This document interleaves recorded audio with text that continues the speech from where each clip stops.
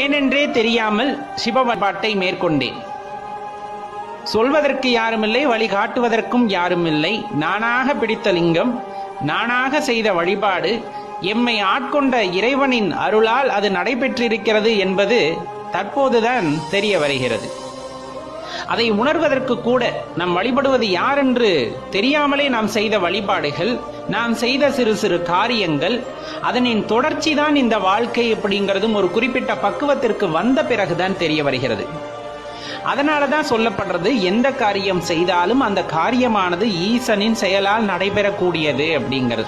ஒரு செயலை செய்கின்றோம் அப்படிங்கும் போது அது ஈசனின் மீது பாரத்தை போட்டு விட்டு செய்ய ஆரம்பித்து விட வேண்டும். ஈசன் என்ன சொல்கிறாரோ உங்களுக்குள் இருந்து அதை பின்பற்றி நடந்து சென்றோமே ஆனால் கண்டிப்பா அதோட நீட்சியானது நன்றாகவே இருக்கும். இல்ல சிவனவே அடிபணிந்து செல்கிறீர்கள், அவர் மந்திரத்தை மட்டுமே நம்ம சொல்லிக்கிட்டு இருக்கோம் அப்படின்னா அதுல மேன்மையடைந்து கொண்டு சென்று கொண்டே இருப்போம்.